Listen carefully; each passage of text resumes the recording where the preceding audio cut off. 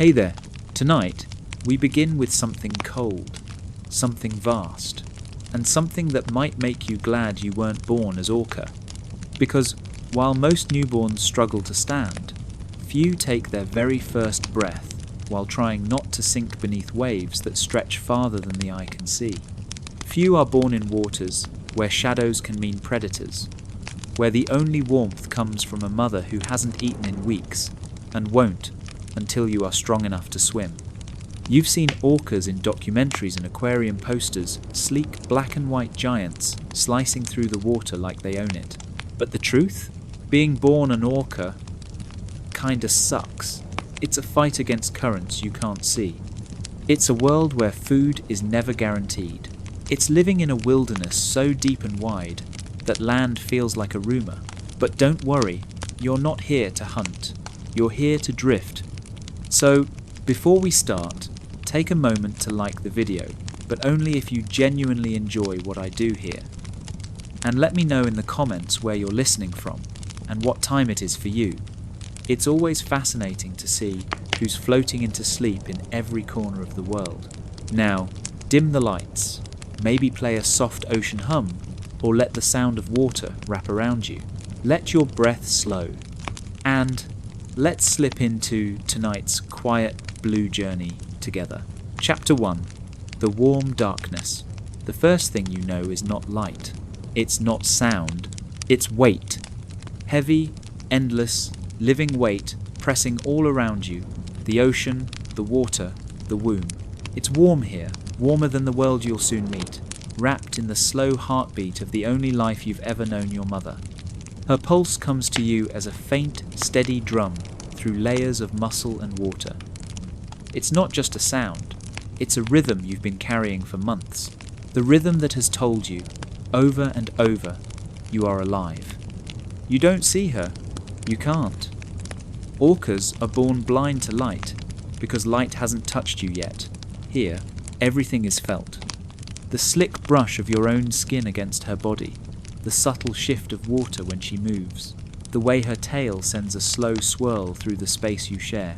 You know her through pressure, through motion, through the constant presence of her heat. In this warm darkness, there's no horizon, no distance, only near. And near is enough. Your senses are simple now, but they are sharp. You can feel the difference between her skin and the water, the difference between her stillness and the faint push of a current.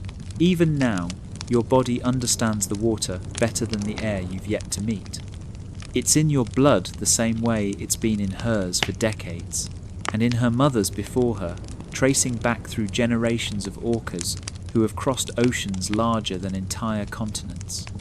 It's not peaceful in the way humans imagine peace. There is no silence here. The ocean is never silent.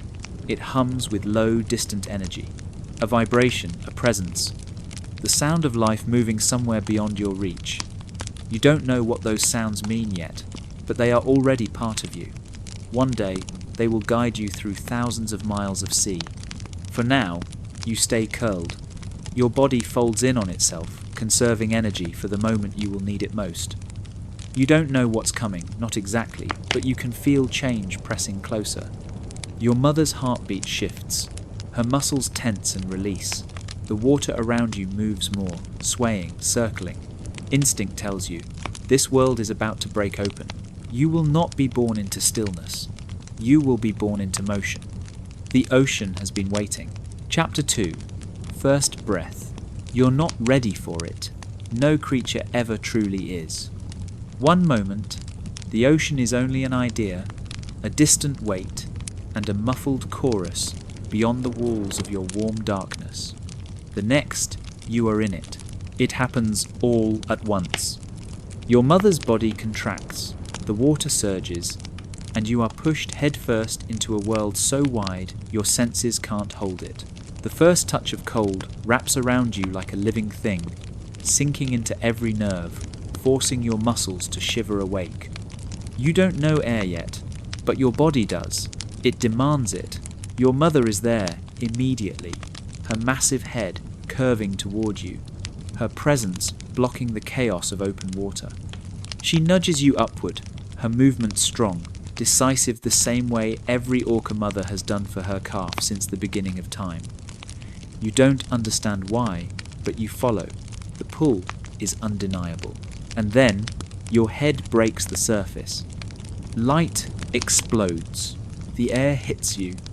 It is sharp, almost painful, as it rushes into lungs that have never held anything but fluid. Your entire body reacts a reflex older than memory, and you breathe. That first inhale is not calm. It's desperate, deep. The cold burns inside your chest before you release it into the sky with a thin, unsteady blow. You hear it before you understand it, your own exhale, loud and raw, vanishing into the open air. Above you, there is no ceiling, only a pale horizon and the shapes of distant clouds. The world smells different here. Salt sharper than anything you've tasted in the water. Faint scents carried by the wind from miles away. This is the world of air breathers, and for a moment it feels impossible that you belong to it. But you do. Your mother stays close, her body a wall of heat against your side. You lean into her instinctively. Her skin is smooth and firm, her movements steady. She will not leave you, not now. Not for years. Orca calves are born into a bond that can last a lifetime. Mothers and calves often remain together for decades, their lives woven through every migration, every hunt, every rest. The surface is busy. The water moves in ways you've never felt before. Each wave lifts you slightly, then lets you sink back. You are light here, but not safe. Not yet. The ocean is alive, with more than just water. The currents carry the presence of other beings, fish darting below, seabirds gliding overhead, and, somewhere in the distance, the faint echo of calls. Your hearing sharpens. You don't know the meaning of the sounds yet, but you will. Orcas are born into a language, a complex system of clicks, whistles, and pulsing calls. Each pod has its own dialect, passed down through generations, as unique as a human accent.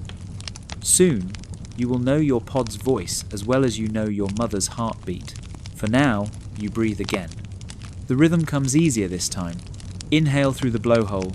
Exhale. The water beads and rolls off your skin. Your body already adapted to life, without clothes, without shelter, without land.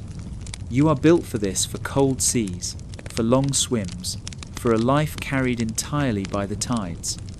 You drift at the surface for a while, your mother circling just beneath you. She will keep you here for hours if needed, teaching you to breathe, to rise, to rest between each inhale. Down below, your body feels the urge to sink, to explore. But her shadow is there to block you. The deep can wait. Right now, the surface is where life begins. You close your eyes and float, the horizon stretching forever, the sun spilling pale light over the waves. Every sound, every movement, every pulse of current is new. Over time, they will fade into the background hum of your existence. But this moment, this first breath, will never leave you. The ocean has claimed you, and it will never let you go.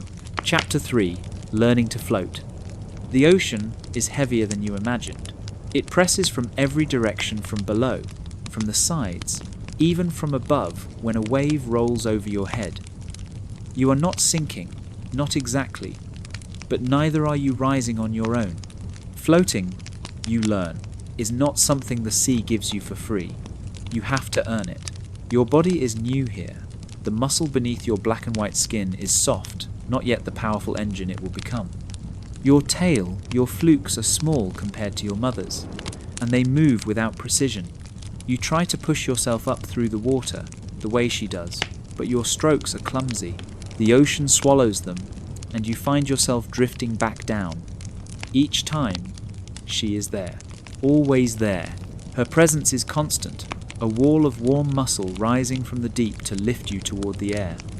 You lean into her without thinking, feeling her strength carry you, the surface breaking just above your blowhole. You breathe again, slowly this time, not in a rush. Your lungs are learning the rhythm, You will do this thousands of times in your life, rising for air, diving again, rising once more. But now, each breath is an effort, a climb. Your mother doesn't mind.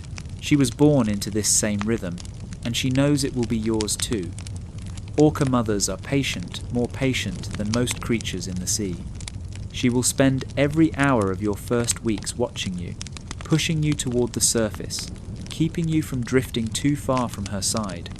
Even when she hunts, she will not leave you alone. Around you, the ocean is not empty.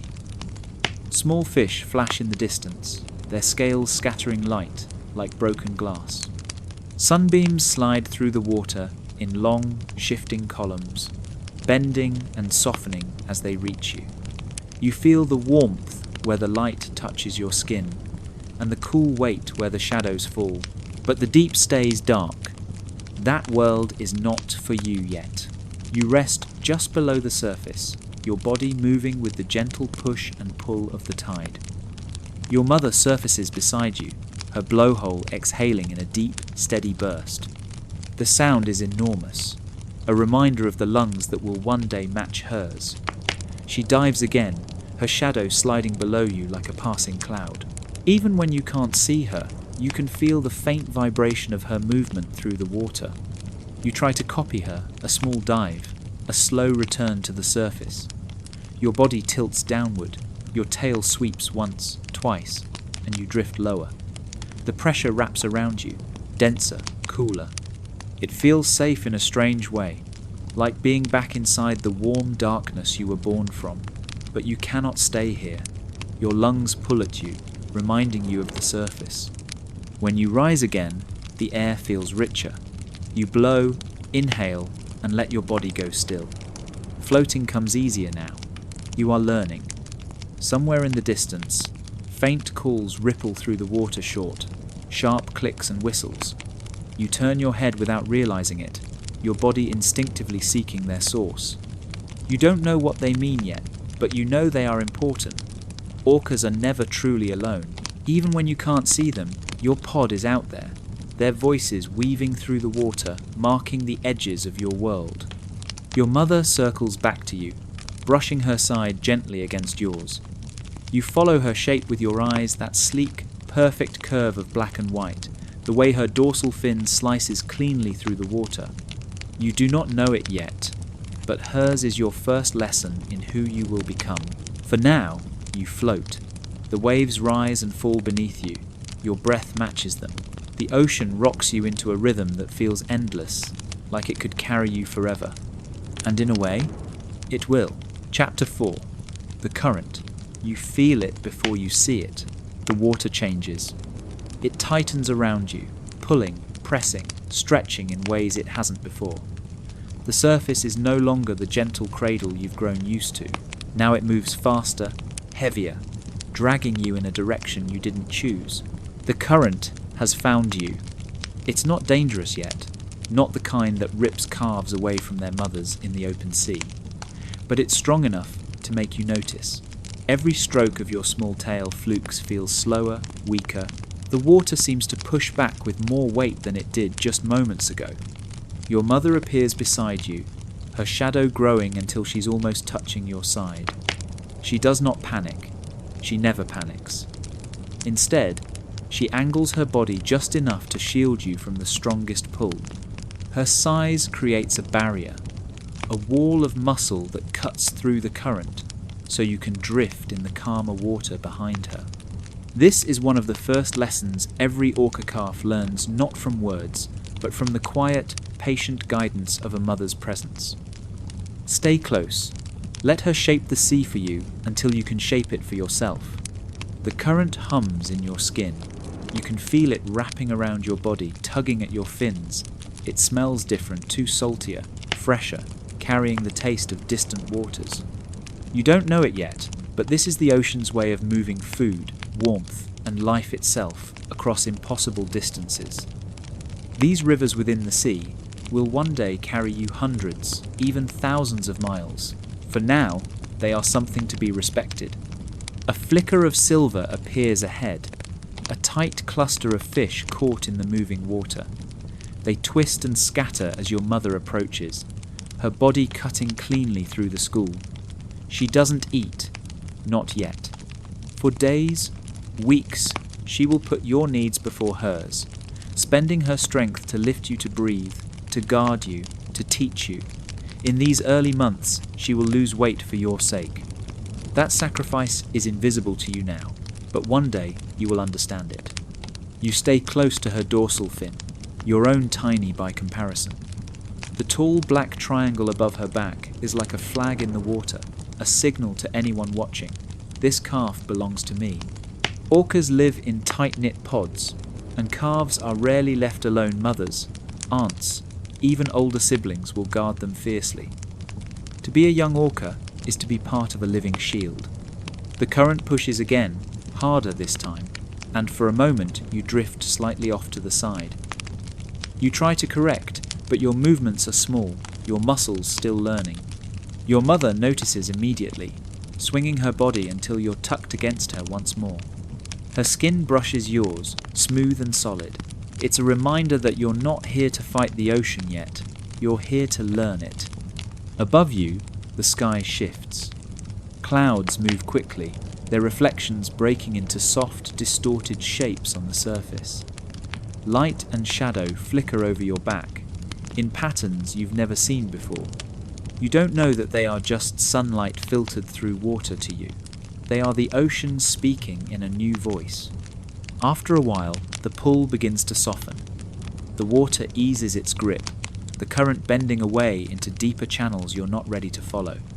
Your breathing slows again. The rhythm returns. You are tired now, but it is the good kind of tired, the kind that comes from moving, from working with your body instead of against it. Your muscles remember the effort. Tomorrow, they will be just a little stronger. Your mother dives beneath you, her shape fading into the blue, then rising again, lifting you gently toward the surface for another breath. You exhale, inhale, rest. The current is gone, for now, but it will return, and when it does, you'll be ready. Chapter 5. The first voices. The water is never silent. Even when the surface is calm and the waves move like slow breath, there are sounds here soft, distant, woven into the sea itself. You've heard them since the day you were born. Faint clicks, short whistles, long bending calls that rise and fade like the tide. At first, they were nothing more than background, the way the ocean hums when it moves against your skin. But now you're starting to notice. They're not just sounds. They're voices. Today, they feel closer, sharper. The shapes in the water are not just light and shadow anymore. They are bodies, moving toward you. Your mother stays at your side, her pace steady but not hurried. She knows these voices. She's known them her entire life. And soon, you will too. The first shadow appears from the blue ahead, sleek, black and white, moving with the confidence of something that has crossed these waters 1,000 times. Then another, and another. One breaks the surface just long enough to breathe, the sound echoing in your bones before they disappear under the water again. You don't know it yet, but this is your pod, your family, the ones you will swim beside for the rest of your life. They circle closer, their bodies slipping in and out of sight like ink in water. You feel the gentle push of the currents they create, the way the sea bends around their movements. Every flick of their tails sends a small wave against your skin. Then, the voices change. The clicks are quicker now, sharper, like a conversation speeding up. A series of whistles cuts through the water, high and bright. Your body reacts before your mind understands. Your head tilts, your ears and jawbone sensing the direction the sound is coming from. This is how orcas speak. Not with mouths and tongues, but with sound carried through water. A language made of pressure and vibration, one that can travel for miles. Each pod has its own dialect, a pattern of calls that no other group uses. One day, you will add your voice to it. For now, you listen. A smaller shadow glides past you, not much bigger than you, but older, stronger, an older calf. They keep a cautious distance at first, their body tilting to watch you with one round, unblinking eye. You mimic them without realizing it, your body turning in the same slow arc. The water between you vibrates with a single, curious click. It's not a word, exactly, but it feels like a greeting. Your mother drifts closer to the group, guiding you gently into their circle. One by one, the other orcas swim past, brushing you lightly with a fin, gliding beneath you, or surfacing nearby. Their touches are brief, but deliberate. In orca life, this is how bonds are formed, not in one grand moment, but in countless small ones. You don't understand their calls yet, but you feel their meaning: safety, belonging, the unspoken truth that you are not just your mother's calf anymore, you are theirs too. As the pod moves together, the water feels different again, not because of current, not because of tide, but because of unity. Dozens of bodies cutting through the sea in the same direction, each one shaping the water for the others. You find yourself falling into the rhythm without effort. You are no longer floating alone. You are moving with something larger than yourself. The voices continue clicks for navigation, whistles for play, deep pulsing calls that you can feel more than hear. They pass through you like a heartbeat, a steady reminder that you are part of a living, breathing network. For the first time since you were born, the ocean feels smaller, not because it is less vast, but because you have others to share it with. And tonight, you will sleep knowing their voices will always be there, carried through the water, finding you no matter where you drift. Chapter 6. The First Hunt. You wake to movement, not the slow, rocking rhythm of the open sea, but something sharper, more purposeful. The water is full of sound clicks, whistles, and low, pulsing calls that pass through your body, like the echo of distant drums. The pod is awake, and they are hunting. Your mother's pace is different today. Her strokes are stronger, her body angled forward like an arrow cutting through the blue. She does not push you away, but she keeps you close enough to feel the subtle shifts in her movement, the way her tail slows or quickens in response to something you can't yet see. Ahead, the shapes of your pod stretch and contract like a living net. Some dive deep, vanishing into the dark water below. Others rise toward the surface in sudden bursts, exhaling in sharp clouds of breath before disappearing again. Their movements are coordinated, not rushed, as if they have all agreed on a plan that you are only just beginning to sense. The water tastes different here. It's richer, denser, laced with something faintly metallic. You don't know the word for it, but it is the scent of fish oil, the trace of prey nearby. A shadow passes in the distance, then another. Flashes of silver ripple through the blue like falling coins. You realize you're surrounded by life, the school of fish shifting together as if they are a single creature. Their bodies catch the dim light in bursts, vanishing and reappearing with every turn. The clicks from the pod intensify, shorter, faster. They are using echolocation now, bursts of sound that bounce off the fish, returning a silent map of their size, speed, and position. You feel these clicks in your jaw, in the bones of your skull, as if the ocean itself is whispering instructions into you. Your mother slows, placing herself between you and the chaos ahead. This is not your hunt, not yet. You are here to watch, to feel, to learn. The pod moves like a single mind. Some dive beneath the school, driving the fish upward. Others rise above, pushing them down. The prey is squeezed into a tight, spinning ball, a bait ball, though you don't know the name. All you see is silver, trapped in a cage of black and white bodies. Then, in an instant, the pod strikes. They take turns rushing into the ball, stunning fish with powerful tail slaps, snatching them one by one in swift, practiced motions. The water fills with tiny scales drifting like snow. You drift at the edge, your body tense with the urge to follow, but your mother blocks the way, her flank brushing yours in a silent reminder. Not yet. your time will come. A fish, half stunned, escapes the frenzy and glides weakly toward you. Its body glimmers once, then fades into dull silver as it slows. Your instincts twitch, your mouth opens slightly. But before you act, your mother scoops it up in her jaws and lets it slip past her teeth into yours. It is small, barely a mouthful, but it is your first taste of the hunt. The skin is smooth, the flesh soft, the salt sharp. You swallow, the sensation unfamiliar but thrilling. The pod feeds quickly and without waste.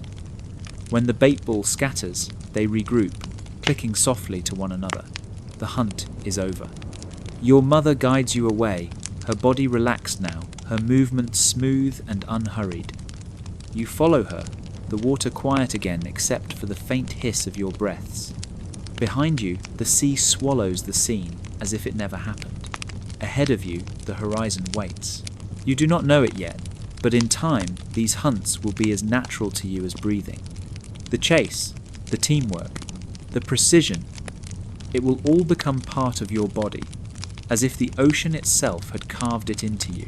For now, you are still the calf, still learning, and the sea still has much to teach you. Chapter 7. The Ice Hunter's Lesson. The ocean feels heavier today, not because of storms or waves. The surface is calm, almost glass-like, but because of where your mother is leading you. The water here tastes sharper, colder, as if it has been pulled straight from the heart of the ice. You surface to breathe, and for the first time, you see it. A great sheet of white stretching across the horizon, broken only by cracks where the dark water shows through.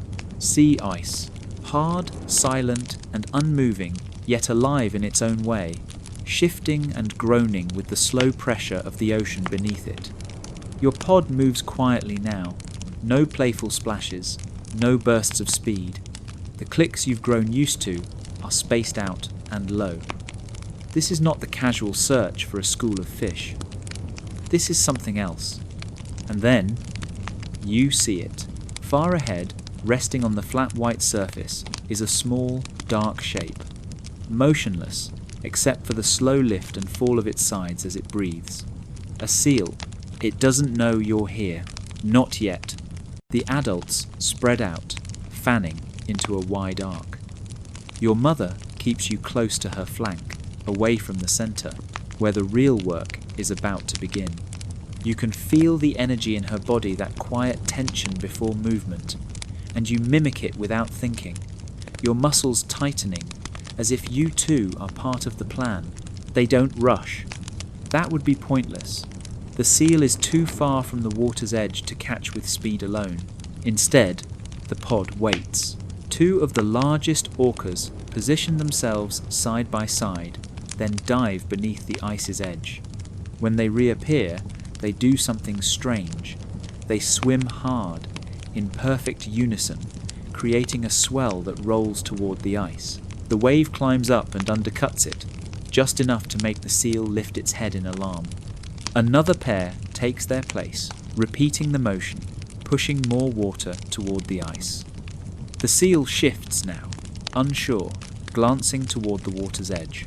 It still hasn't moved far, but the ice has begun to change. You watch closely, realizing what's happening. They're not trying to grab the seal, they're trying to move the ice. Wave after wave, the pod works together, each swell breaking against the edge, each pass wearing down the stability beneath the seal. The rhythm is hypnotic surface. Dive, rush, swell like the sea itself has joined the hunt. Finally, the ice begins to tilt. The seal scrambles, but there's nowhere to go. The moment it slides into the water, everything changes. The pod surges forward, the calm replaced by a controlled burst of speed. The seal darts in a frantic zigzag, but the orcas are faster, sharper, their movements a net that closes from all sides. You don't see the final strike. Your mother angles you away, but you feel the vibrations in the water, the sudden absence of the seals splashing. The pod regroups. The hunt is over. They share the catch in turns, keeping the pod fed and strong. You are given nothing this time, this was not your lesson to eat, but to watch. To understand that hunting is not only about strength or speed, it is about patience, teamwork, and using the ocean itself as a tool. When it is done, the pod rests in the shadow of the ice. The water is still again, the air filled only with the slow breaths of bodies at ease. And as you drift beside your mother, you realize something. Out here, survival is not just about being a predator. It is about knowing the language of the sea and learning how to make it speak for you. Chapter 8, The Long Blue Road. It begins without ceremony. One morning, though you can't see the sun from here, your mother changes her pace. She is still steady, still strong, but she is no longer circling the familiar hunting grounds. Her path is straight now, her body angled toward a direction you have never travelled. The pod moves with her. No one questions. No one hesitates. You follow. At first, it feels like any other swim. The water tastes the same. The surface looks the same. But as the hours stretch into days, you begin to notice the changes. The water grows colder, then warmer, then colder again, shifting in subtle layers as if you are gliding between invisible worlds. The sound of the ocean changes too. In your home waters, the seafloor was a map you knew without thinking. The ridges, the canyons, the hum of distant currents. Here, the echo of your clicks returns differently, bouncing off shapes and distances that feel unfamiliar. Your mother calls to the pod, the sound deep and rolling, and the others answer from their positions, ahead, behind, and on either side. The voices are constant now, not playful, but deliberate, a web of sound that keeps the pod connected across miles of water. You learn quickly that this is not a journey for the restless. It is long, it is patient, and it is filled with hours where the only movement is the slow pull of the sea itself. Some days, you pass through open water so vast it feels like the ocean has swallowed the world. No fish, no ice, no land, just blue above and below, fading into a horizon that never gets closer. Other days, you skirt along rugged coastlines where waves crash against cliffs in a white roar. Seabirds follow overhead, their calls sharp in the cold air, diving into the surf for fish stirred up by your passing. Sometimes, you travel near the surface, feeling the sun's faint warmth on your back. Other times, the pod dives deep into a cooler, darker layer where the world feels quieter and heavier. This road you travel is not marked by land, or stars, or signs. It is marked by memory. Not yours not yet, but the memory of your mother, and her mother before her, and all the mothers stretching back farther than you can imagine. You are swimming a path your ancestors carved into the ocean, with nothing but instinct and the pull of seasons. A path that always leads to food, to safer waters, to life. Somewhere in the long blue distance, you begin to feel the faint hum of abundance. Not in sight, not yet in sound, but in the taste of the water richer now, alive with the scent of prey. The pod does not rush. The ocean does not hurry. The destination will come when it is ready. Until then, the road stretches on, endless and familiar to everyone around you, but new to you alone. It is a strange kind of comfort, knowing that even in the emptiest waters, you are never lost, not as long as you have the voices of your pod and the pull of the sea in your bones. The long blue road is not just where you are going, it is who you are becoming. Chapter 9, Waters of Plenty. The first sign is the sound. It comes from far ahead, a low, restless static in the water, too constant to be the wind, too alive to be the deep silence you've known for days. Then, the taste changes. You open your mouth slightly as you glide, and the ocean itself feels different.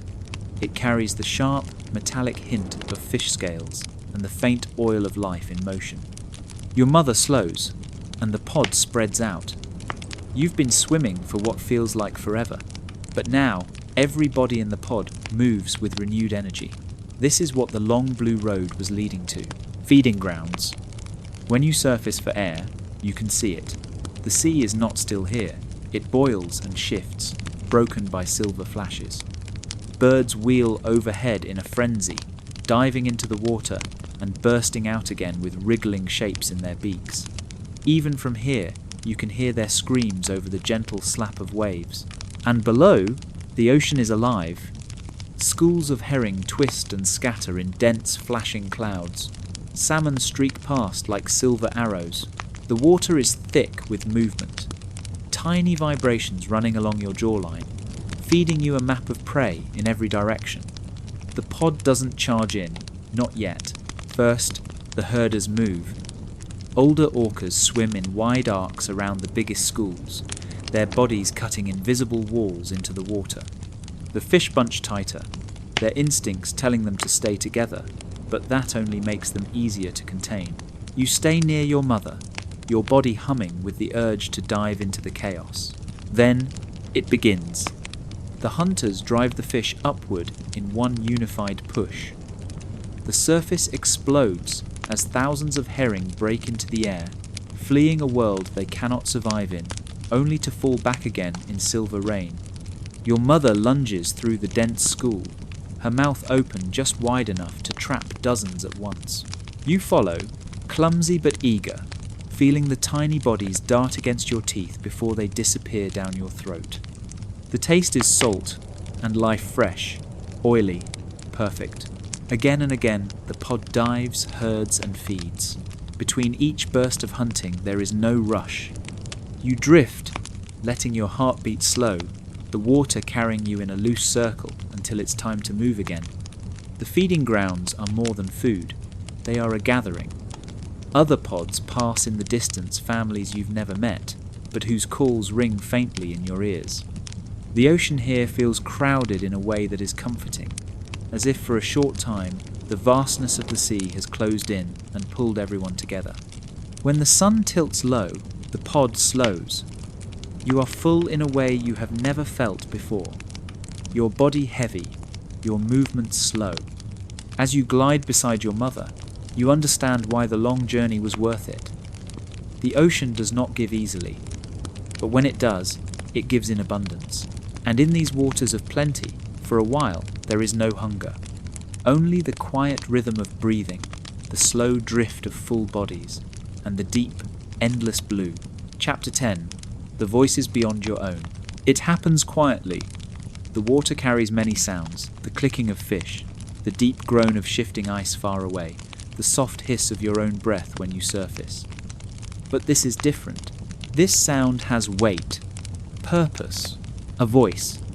It's not your mother's, not anyone in your pod. It's coming from somewhere ahead, faint at first, like an echo travelling through the belly of the sea. Your mother answers, a long rolling call that vibrates through your bones. Then another voice joins in, lower, slower, deliberate. You've heard your pod speak every day of your life, each voice unique, familiar. This is unfamiliar, and yet there is no fear in your body, only curiosity. The water around you grows richer with sound.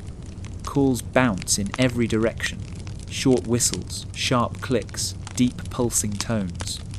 The closer you swim, the more the voices layer over one another, until it feels like you are moving inside an invisible forest made entirely of sound.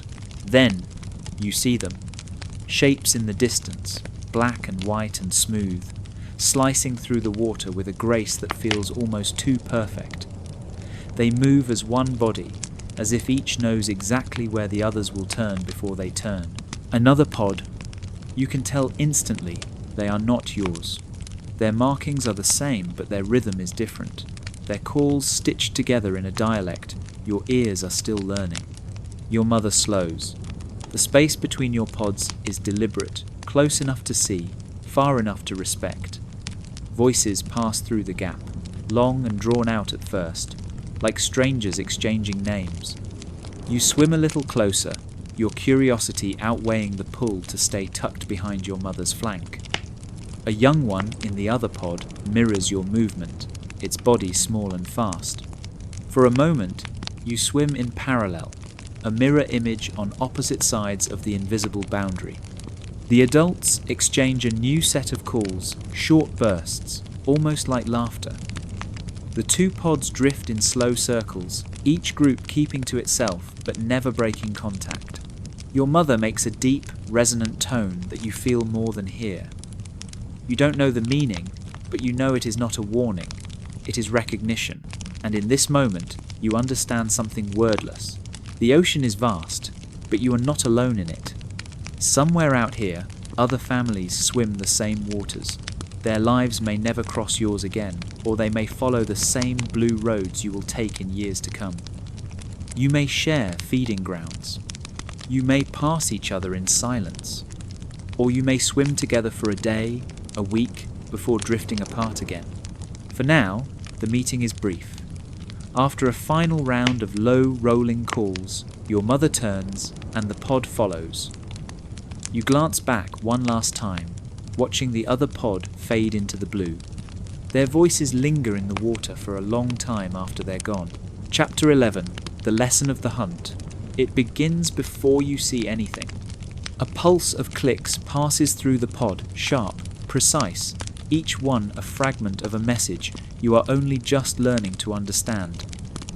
Your mother's pace shifts. Her body no longer glides. It cuts.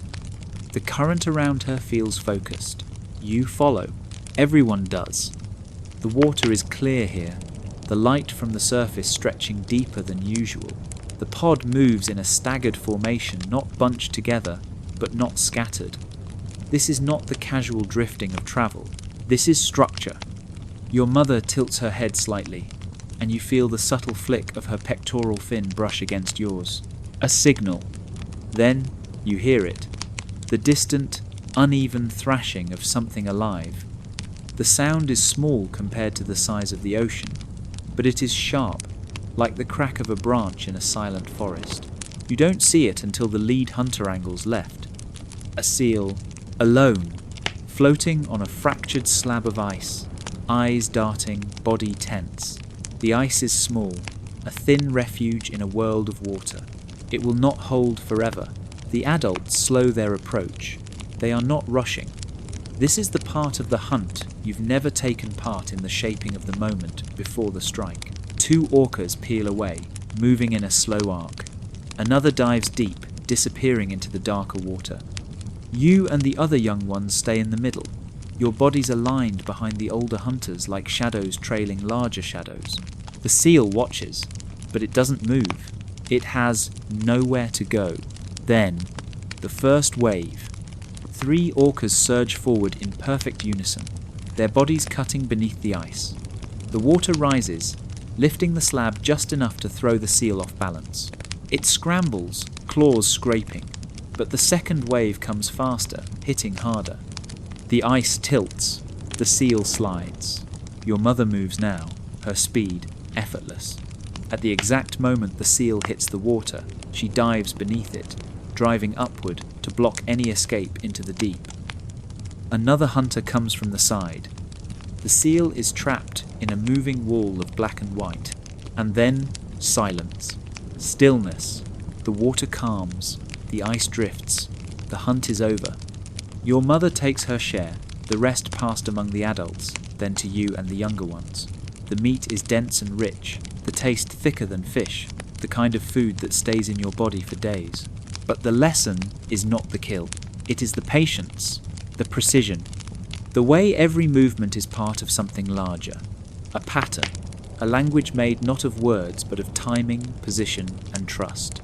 You drift beside your mother, your belly full, your body tired. The seal's absence leaves a strange emptiness in the water, but it is replaced by something else, the quiet satisfaction of a pod that has done what it must to survive. And for the first time, you feel that you were not just watching, you were part of it. Chapter 12.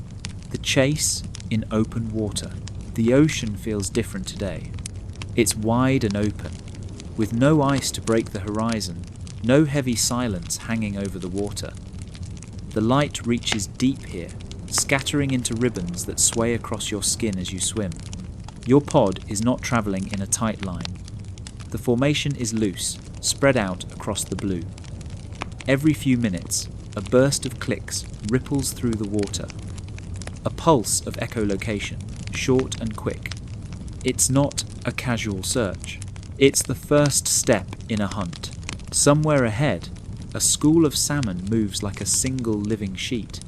The fish are fast, unpredictable, turning together as if they share one mind. You've never chased prey like this before, prey that doesn't hide but runs. The clicks grow sharper, closer together. The signals between the pod shift, not just sound, but body language. An adult tilts a fin, another rolls to show the flash of its belly.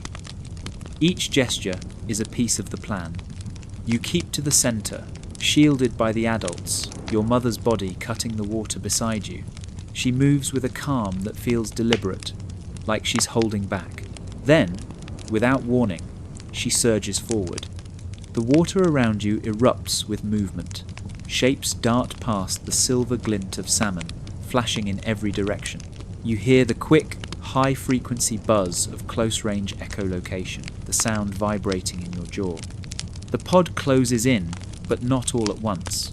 2 orcas dive deep, circling from below to push the fish upward. Another swings wide, cutting off their escape to the side.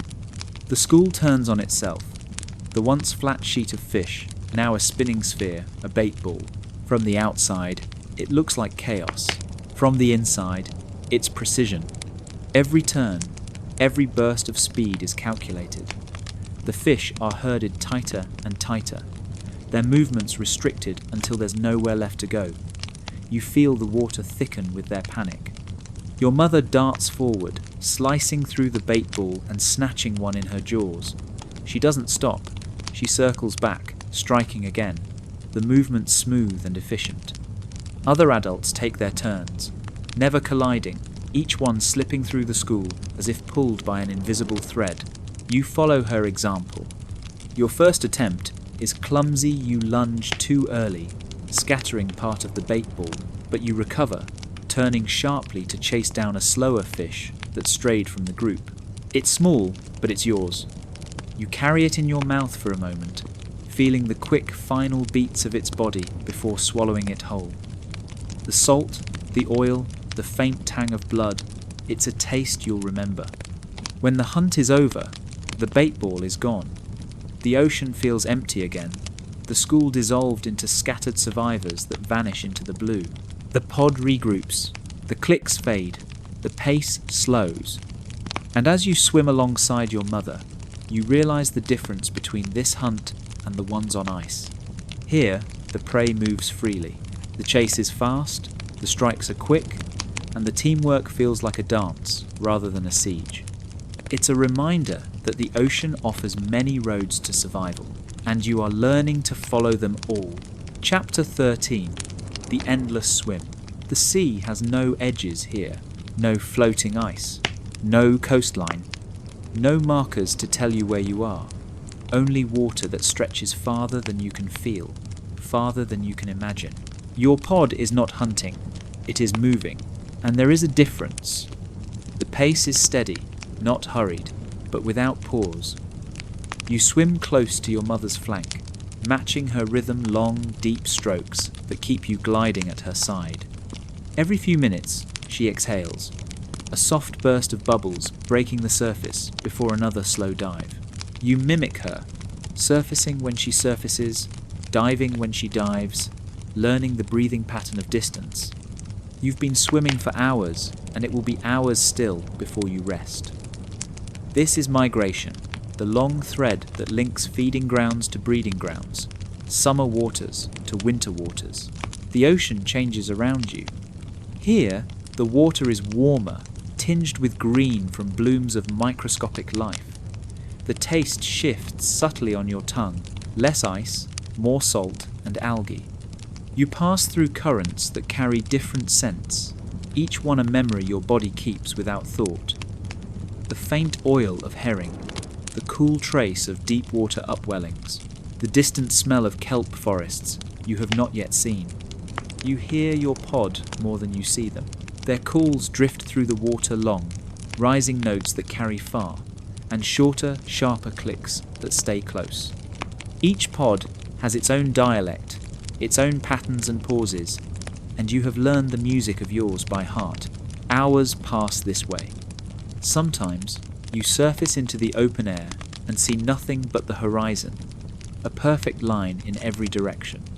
The sky changes as you go soft grey, giving way to pale blue, then deepening into the orange glow of sunset. Night follows without ceremony, the stars spilling across the surface like a second ocean above you. You keep moving. The dark water feels endless, but it holds its own kind of calm. Without ice or shore to break it, the sea moves in long, slow swells. You rise and fall with them, your body adjusting without thought. There is no need to rush. This journey is as old as your pod's memory, the route mapped not on paper, but in instinct, passed down through generations. No one debates where to go. No one asks why. You simply follow, and the following feels right. Every so often, you pass another life, a lone seabird resting on the water, a school of fish flashing beneath, the shadow of a shark that slides away as you approach. None of them break your rhythm. The swim becomes the world. The longer you move, the less you think about where you're going. The horizon stops being a goal and becomes a companion. The water's pulse replaces the beat of time. You are not travelling towards something. You are simply part of the ocean's own movement. By the time your pod slows, the water is cooler again. The air above feels different. Somewhere unseen, the land is closer.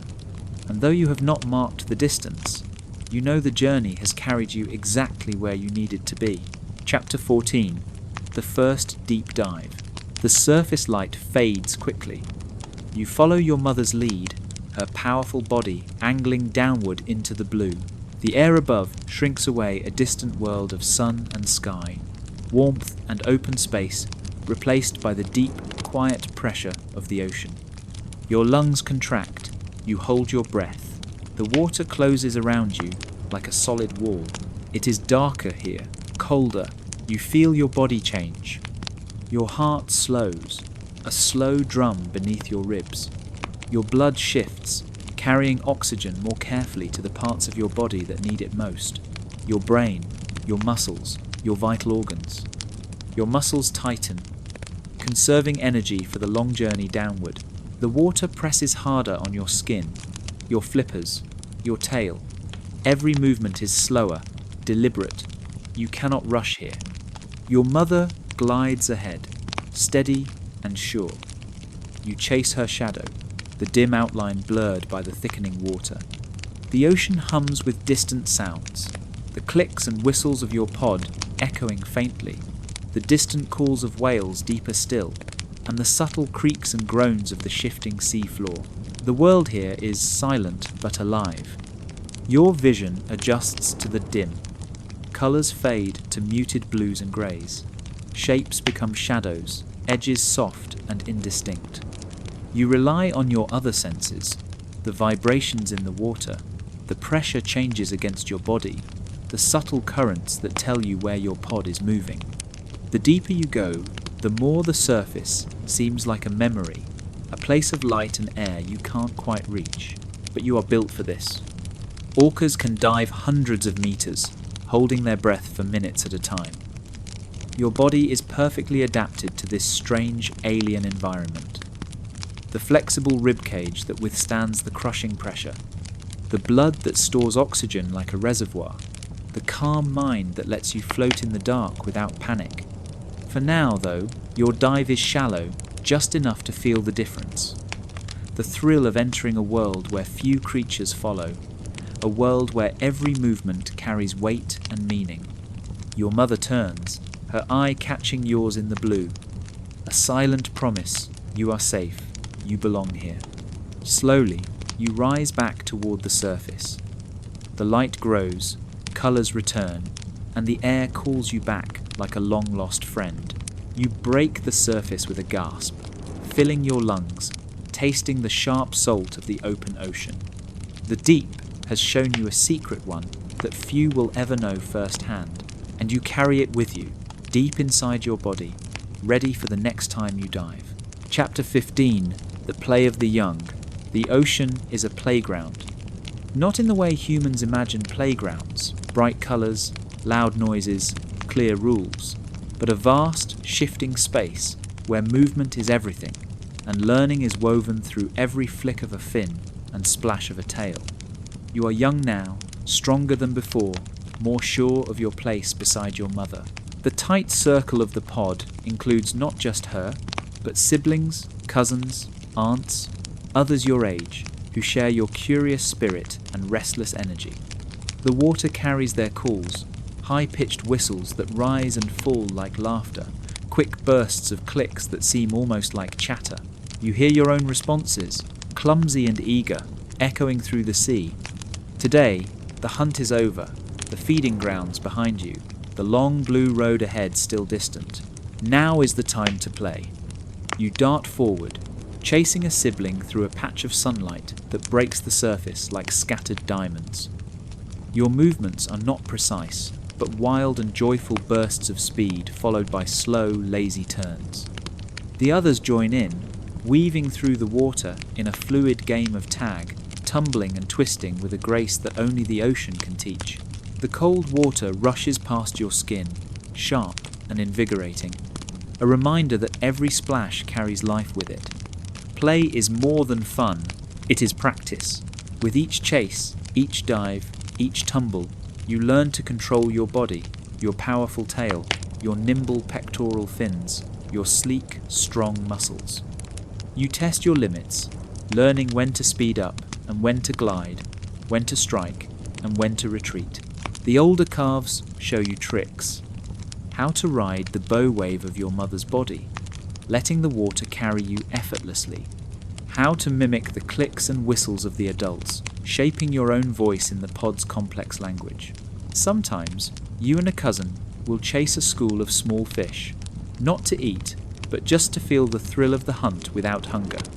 The fish scatter around you like sparks, shimmering in the dappled light, their quick turns teaching you about speed and agility. Your mother watches from nearby, her presence a quiet anchor in the swirling water. She does not interfere, but you know she is ready, always ready, to step in if the play becomes too wild, or if danger lurks near. The ocean around you hums with life.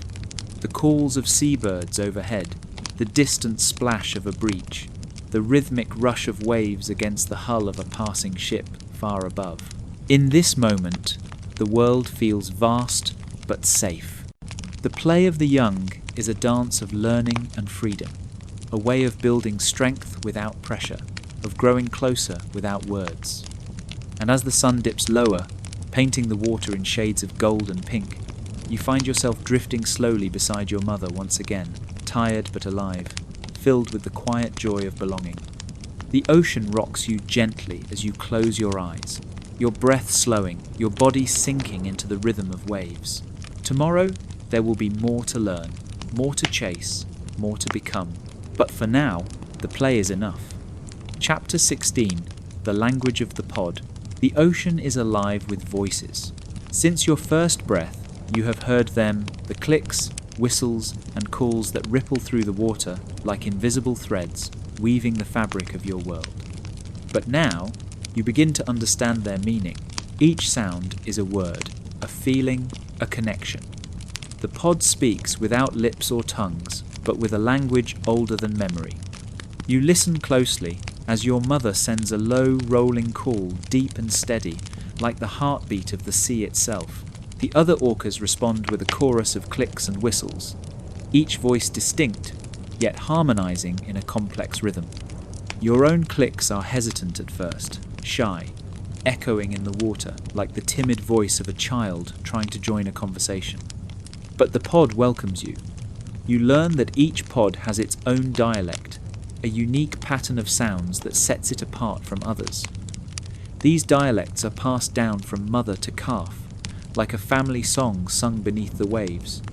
Sometimes, the calls are playful, quick bursts and high whistles that rise and fall like laughter.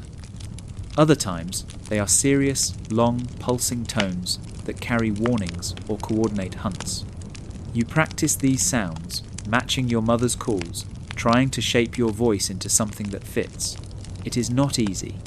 Your jaw and blowhole move awkwardly, your timing imperfect. But with each attempt, you grow more confident. The calls carry far, traveling through water that bends and twists with temperature and pressure. You can feel them more than hear them, vibrations that pass through your bones, guiding you like an unseen map. Through this language, you are never truly alone. Even when you cannot see the others, their voices find you, wrapping around you like a warm current. You also learn the silent language of the body, the tilt of a fin, the flick of a tail, the slow roll of a body in the water. These signals carry meaning just as powerful as sound. A gentle touch on the side can calm, a quick swim away can warn. The pod moves as one living thing, connected by sound and gesture, a family held together by trust and understanding. In these moments, you feel the true power of belonging, the knowledge that your voice, your presence, is part of something greater than yourself. As you swim beside your mother, your breath slow and steady, you realize that learning this language is learning how to be home. And with every call, every click, you are speaking the song of the sea. Chapter 17, The Quiet Rituals. The ocean slows around you. After the rush of movement, the chatter of voices, the chase of the hunt, there comes a time for stillness. A time when the pod gathers close, not to move, but to be together in shared quiet. You feel the gentle touch of your mother's side as she brushes against you, a soft reassurance in the deep blue. Around you, the other orcas close in, their bodies floating nearby like shadows in the water, calm and steady. The water here holds a different kind of energy, one that is peaceful but alive, a rhythm not of movement but of breath and presence. You lie beside your siblings, the warmth of their bodies a comfort against the coolness of the sea. Your fins touch, a silent thread linking you all. No words are needed here. The language is the closeness itself. The pod's calls quiet, soft whistles fading into the background hum of the ocean. Sometimes, a gentle click punctuates the stillness, a subtle reminder that you are not alone. These are the moments when trust is built, when the bonds that hold your family together are strengthened by nothing more than shared space and mutual presence. You feel your heartbeat slow, syncing with the steady pulse of your mother's nearby. Each breath you take is measured, deliberate, a practice in calm that will carry you through the long journeys and challenges ahead. The water around you is alive with sensation, the slow drift of currents, the distant call of seabirds, the muted colours shifting with the fading light. In this stillness, you learn patience. You learn to be content with the quiet, to find comfort not in action, but in simply being. The ocean rocks you gently as you close your eyes, your body supported by the soft embrace of salt water and family. And as you drift towards sleep, the pod remains with you, a living shield of sound and presence, holding you safe in the vast, endless sea. Chapter 18, The Shadow in the Deep. The water shifts, not in its usual rhythm, but with something heavier, something darker. You feel it first in the change of pressure, a subtle tightening in the sea around you. Your mother's body tenses beside you, a silent signal that you have not yet learned to interpret. The pod slows its pace, voices dropping to low, cautious clicks. The playful whistles of before are gone, replaced by a steady, watchful silence. Ahead, a shape moves beneath the waves, larger, slower, more deliberate. It is not part of your pod, a transient orca. You do not understand it yet, but your mother's caution is real. Transients hunt differently. They are stealthy, patient, and dangerous. Where your pod hunts fish with teamwork and ceremony, the transients hunt mammals with quiet precision. Your heart beats faster, but you stay close, tucked under your mother's protective shadow. She moves smoothly, guiding you away from the stranger without haste or panic. The water seems to darken around the intruder, its black body blending with the depths. Its calls are few, low and sporadic, like whispered warnings. You watch as it moves through the water, a ghost slipping past the edges of your world. The tension is palpable, but your mother's presence is a shield. The pod tightens, voices weaving a network of safety. Each orca knows its role to protect, to watch, to support. For now, the danger passes. The transient fades into the blue, leaving behind only a ripple and the memory of shadow. You exhale slowly, the rhythm returning. Your mother nudges you gently, her touch a reassurance that all is well. This encounter is a lesson one of many you will face. The ocean is vast, filled with life and risk in equal measure, but you are not alone. Together, you and your pod will navigate the shadows and the light, the calm and the storm. And as you swim forward, the sea carries you gently, rocking you once more into the steady rhythm of breath and movement. Chapter 19. The Quiet Rest. The ocean slows once more, folding around you like a soft blanket.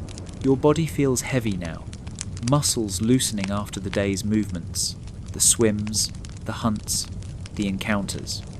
The steady rhythm of the water against your skin is a lullaby, coaxing your breath into a calm, even flow. Orcas do not sleep like humans. You will not close your eyes for hours at a time. Instead, rest comes in moments brief, shared breaths of stillness. You settle beside your mother and siblings, floating close in the safety of the pod's presence. Half of your brain remains awake, alert to the world, while the other drifts into a peaceful haze. You feel the gentle pressure of your mother's fin, the reassuring brush of a cousin's side. These touches speak a language without words, a promise of protection and care. The water moves slowly now, the currents softening into gentle waves. The light above dims as the sun dips low, casting long shadows that stretch and fold over the sea. Your breathing matches the pulse of the ocean, slow and deliberate. Each inhale draws in the salty air. Each exhale releases tension you didn't know you carried. In this state, you are both awake and dreaming. Your senses soften, the world becoming a muted place of sound and motion. You drift with the pod, bodies aligned, moving as one even in rest. The ocean hums around you, a constant companion in this quiet time.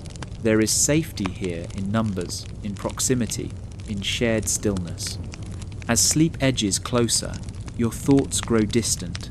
The worries of the day fade like ripples on the water's surface. You are carried gently, rocked by waves, and warmed by the presence of those you trust most. In the deep calm of the sea, you find peace. And for now, that is enough. Chapter 20. The Rising Dawn. The ocean slowly brightens. Soft light spills across the waves, turning the dark blue into a canvas of shimmering silver and pale gold. You wake not with a start, but with a gentle shift, a quiet stirring within your body and the pod around you. Your breath comes steady and calm, matching the rhythm of the sea as it breathes beneath the rising sun. The pod begins to move, slow and deliberate, as if stretching after a long rest. Your mother nudges you gently, her presence a warm reminder that the day has begun. Calls ripple softly through the water. Low whistles and clicks that weave a morning song, a familiar melody that connects every member of your family. The water tastes fresh with the promise of life, carrying hints of fish and salt and the cool touch of morning air. You surface with the pod, breaking the water's skin to draw in the crisp new day. The sun's rays warm your back, chasing away the chill of night and filling you with a quiet energy. Around you, the ocean is alive with movement. Seabirds wheel overhead, their calls sharp and bright. Schools of fish shimmer beneath, darting like liquid light in the waves. The pod begins its day with purpose. Hunters take their positions, fins cutting the water as the chase begins anew. You feel the familiar thrill stir within the anticipation of the hunt, the dance of strategy and skill passed down through generations. But for now, you move with ease, letting the ocean carry you forward as the rising dawn paints the world in light and possibility. The day is yours to live, to learn, and to become. Chapter 21. The Bonds That Hold Us. The ocean carries more than water.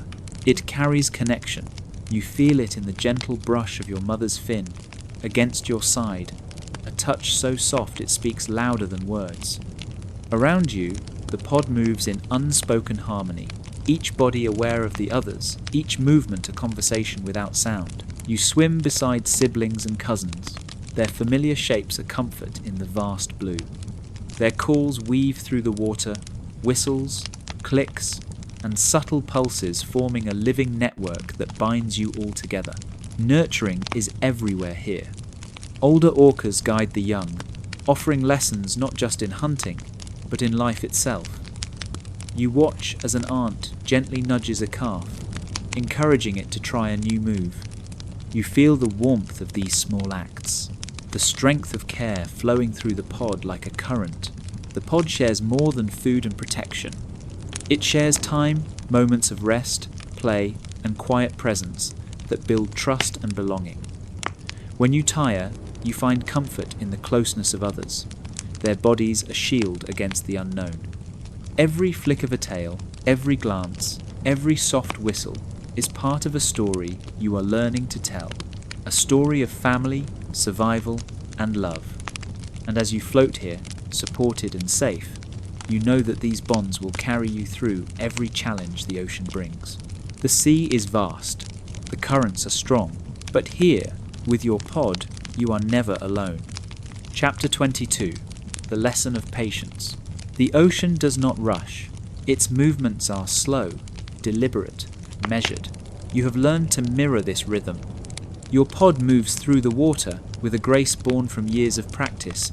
Every turn, every pause, every glide is part of a greater plan. Hunting is not a frantic chase. It is a dance of patience and timing. You watch as your mother slows her strokes, lowering her body into the water with quiet control. The pod fans out, each member positioning themselves like pieces on a board. Ahead, the prey senses danger, but is uncertain where it will come from. You hold your breath, literally and figuratively waiting. Seconds stretch, turning into minutes. The water around you seems to hold its breath with you, still and expectant. This is the moment where the hunt is won or lost. Your mother signals with a subtle flick of her fin. The pod moves as one, a sudden surge of speed, not reckless, but precise. The prey scatters, darting in all directions. But your pod is ready. Some members block escape routes, others chase from behind. You follow close, your body learning when to conserve energy and when to strike. The water flashes silver as fish break apart in panic. Your heart races, but your mind remains calm.